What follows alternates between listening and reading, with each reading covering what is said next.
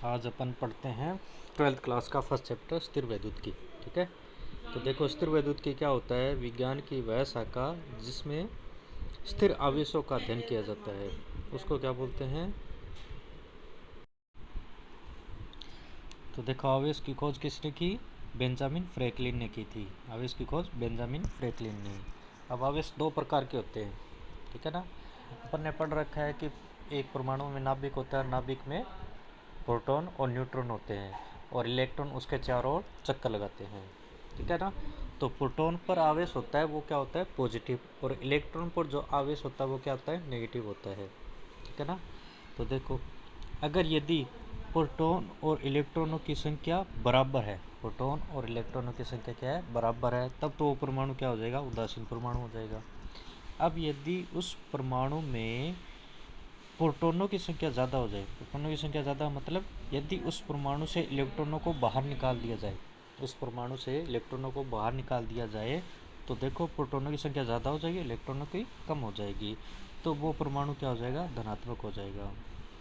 अब यदि उस परमाणु के बाहर से अपन इलेक्ट्रॉन दे देते हैं तो वहाँ पर इलेक्ट्रॉनों की संख्या ज़्यादा हो जाएगी और प्रोटॉनों की संख्या क्या हो जाएगी? कम हो जाएगी, तो वो परमाणु क्या हो जाएगा?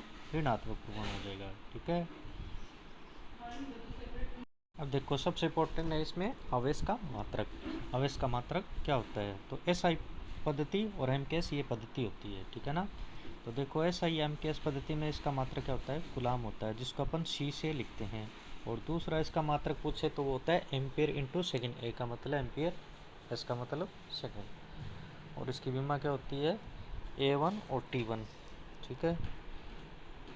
अब आते हैं आवेश के गुणधर्म।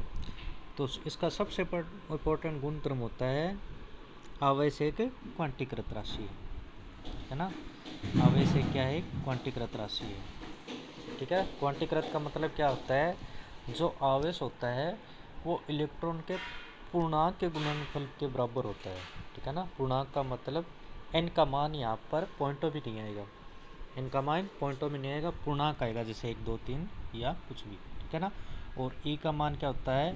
एक इलेक्ट्रॉन पर चार्ज। एक इलेक्ट्रॉन पर चार्ज कितना है? 1.6 इंटू 10⁻⁻19, ठीक है ना। अब देखो अपने को यहाँ पर पूछ सकता है कि यहाँ पर ये आवेश का मान देकर और इलेक्ट्रॉनों की संख्या पूछ सकता है, ठीक है ना। इस पर न्यूमेरिकल बनते हैं। अब देखो पहला सवाल है, एक कूलाम आवेश में, एक कूलाम आवेश में कितने इलेक्ट्रॉन होते हैं? यानी इलेक्ट्रॉनों की संख्या पूछ रखी है, यानी n का मान पूछ रखा है। तो Q बराबर 1 और E का मान अपने को वही रखना है 1.6 इंटू 10⁻⁻19, ठीक है। तो n का मान निकालने के लिए ये फॉर्मूला यूज़ करेंगे। n बराबर क्या हो जाएगा? Q बटे E। तो Q का मान 1 और E का मान 1.6 इंटू 10⁻⁻19, ठीक है ना। तो ये मान कितना आ जाएगा? 6.25 इंटू 10⁻18। आपके लिए दो क्वेश्चन आपके लिए हैं, ठीक है ना। तो इन क्वेश्चनों को देखो। ये क्वेश्चन है 3.2 इंटू 10⁻16 कूलाम में इलेक्ट्रॉनों की संख्या पूछ रखी है। और अगले क्वेश्चन में क्या होता है? 4.8 इंटू 10⁻−21 कूलाम में इलेक्ट्रॉनों की संख्या। ये आप खुद सोल्व करके और बताओगे कितना होगा इसका मान, ठीक है। थैंक यू, धन्यवाद।